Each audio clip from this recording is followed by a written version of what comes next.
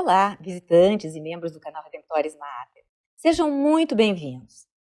Se você está chegando pela primeira vez, receba a nossa acolhida. Convidamos a se inscreverem no canal e clicar o seu joinha, pois assim estarão colaborando com a evangelização, que é o nosso objetivo.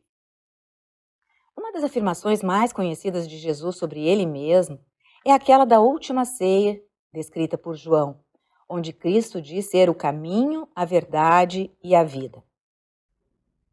Ouçamos o trecho desse capítulo, que é conhecido como o discurso de despedida de Jesus a seus discípulos. Está em João 14, versículos de 1 a 12. Naquele tempo, disse Jesus a seus discípulos: Não se perturbe o vosso coração. Tendes fé em Deus, tende fé em mim também. Na casa de meu Pai há muitas moradas. Se assim não fosse, eu vos teria dito: Vou preparar um lugar para vós. E quando eu tiver ido preparar-vos um lugar, voltarei e vos levarei comigo, a fim de que onde eu estiver, estejais também vós. E para onde eu vou, vós conheceis o caminho. Tomé disse a Jesus: Senhor, nós não sabemos para onde vais. Como podemos conhecer o caminho? Jesus respondeu: Eu sou o caminho, a verdade e a vida. Ninguém vai ao Pai senão por mim. Se vós me conhecesseis, conheceríeis também o meu Pai, e desde agora o conheceis e o vistes. Disse Filipe: Senhor, mostra-nos o Pai, isso nos basta. Jesus respondeu: Há tanto tempo estou convosco e não me conheces, Filipe? Quem me viu, viu o Pai. Como é que tu dizes, mostra-nos o Pai? Não acreditas que eu estou no Pai e o Pai está em mim? As palavras que eu vos digo, não as digo por mim mesmo, mas é o Pai que, permanecendo em mim, realiza as suas obras. Acreditai-me, eu estou no Pai e o Pai está em mim. Acreditai, ao menos por causa destas mesmas obras. Em verdade vos digo, quem acredita em mim fará as obras que eu faço, e fará ainda maiores do que estas, pois eu vou para o Pai. Jesus está encorajando os seus discípulos, pois sua morte é iminente. Não se perturbe o vosso coração. A casa de meu Pai tem muitas moradas. A palavra grega aqui é moon e significa permanecer, um lugar para se permanecer. Tantas vezes Jesus disse aos discípulos: Permanecei em mim, eu permanecerei em vós. A seguir, Jesus lhes diz que vai preparar-lhes um lugar e voltará para levá-los para estar com ele.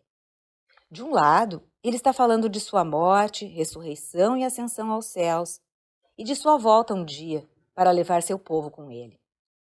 De outro lado, considerando o contexto judaico daquela época, Jesus usa uma linguagem associada com o noivo judeu.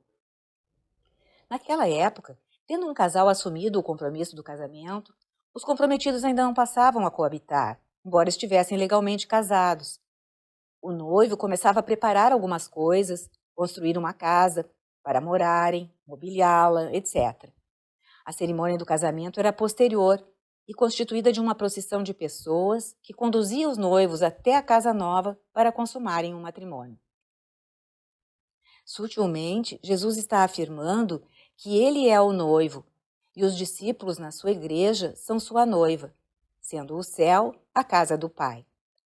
Está implícito na sua afirmação que ele, comprometido com seus discípulos na igreja, vai preparar essa casa, essa habitação para eles, como que construí-la nas terras da família, nas terras do Pai, na terra prometida do céu. Contudo, aqueles que estão ali não entendem bem. Tomé pergunta como podem segui-lo se não conhecem o caminho para o lugar para onde Jesus vai. E aqui entra a resposta da frase de Jesus que citamos no início. Eu sou o caminho, a verdade e a vida. Ninguém vai ao Pai senão por mim. O termo grego para caminho é oudos, uma estrada direta. É a mesma palavra que Jesus usa quando fala no caminho estreito, que nós normalmente traduzimos por porta estreita, ou no caminho que leva à vida e o caminho que leva à perdição. O céu, para onde Jesus vai, é a vida da Trindade.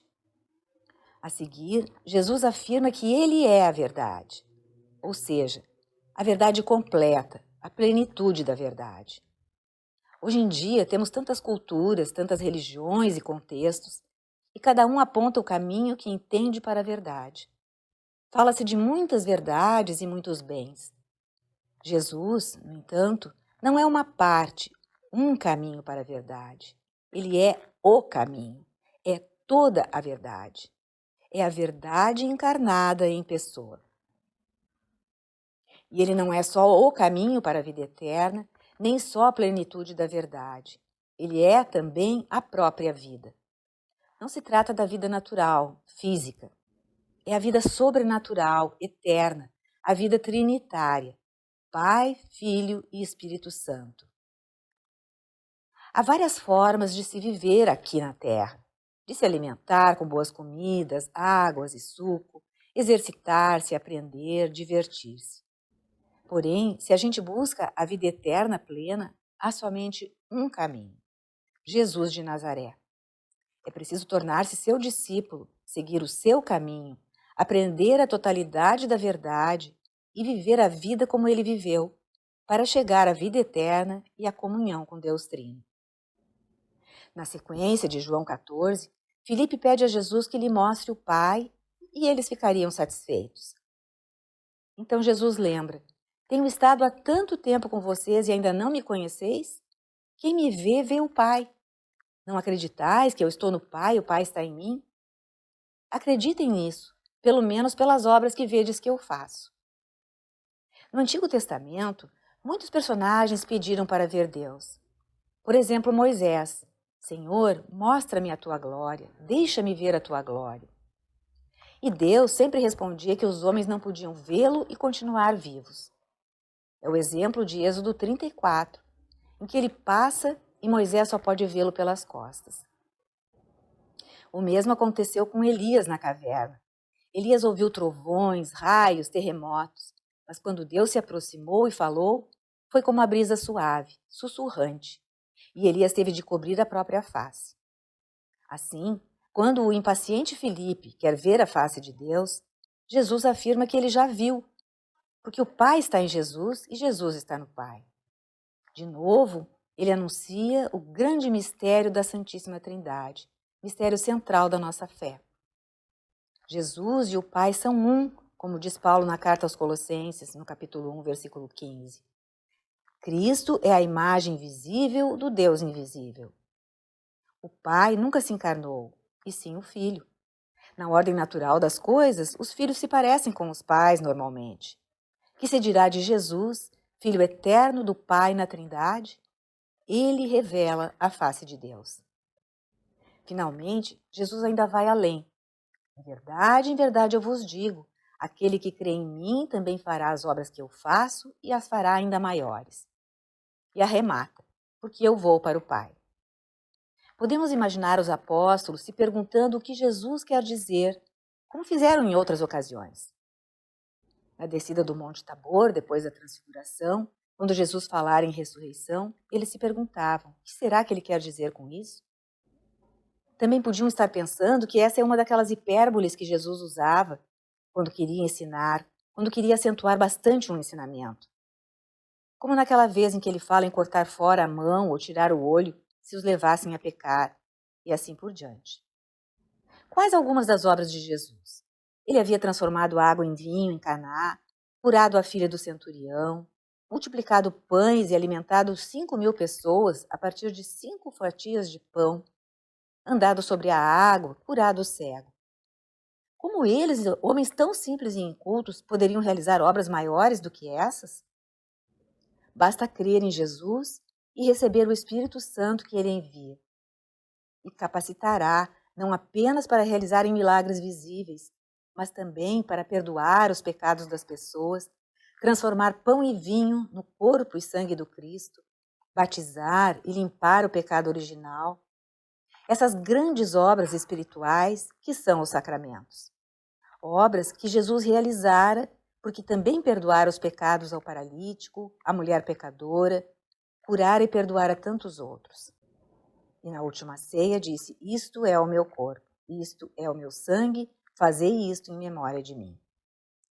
De fato, a justificação dos pecadores pelo batismo é a recriação da pessoa, é mudá-la em nova criatura, uma nova criação, melhor do que a própria criação do universo.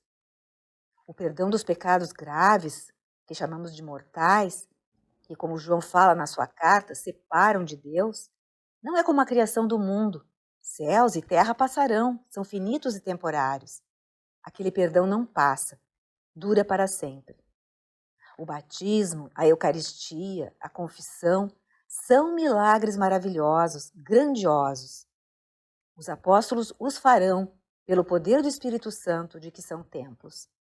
Jesus foi para o Pai, mas enviou o seu Espírito, que torna tudo isso possível. Portanto, para que possamos entrar na vida da Trindade, que o próprio Jesus descreve nessa passagem como sendo o céu para onde nos guiará, ele vai dar o dom do Espírito Santo, a terceira pessoa da Trindade, para tornar-nos membros do seu corpo místico, que é a Igreja, para podermos ver o Pai sem o véu, face a face, por toda a eternidade. Por nós mesmos, nunca poderíamos merecer isso, nem por boas que fossem as obras que fizéssemos. O único caminho para a vida eterna é o Filho, que nos derrama seu Espírito, e ambos nos guiam para o Pai.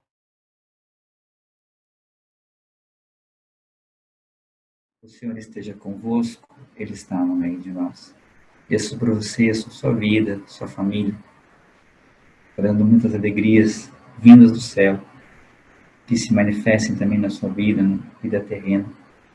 Em nome do Pai, do Filho e do Espírito Santo. Amém. Obrigada por ter acompanhado esta postagem. Se você gostou, clique seu like, inscreva-se no canal e acione o sininho para ser notificado de outras publicações. E não deixe de conferir as nossas playlists, feitas com muito cuidado para cada um de vocês.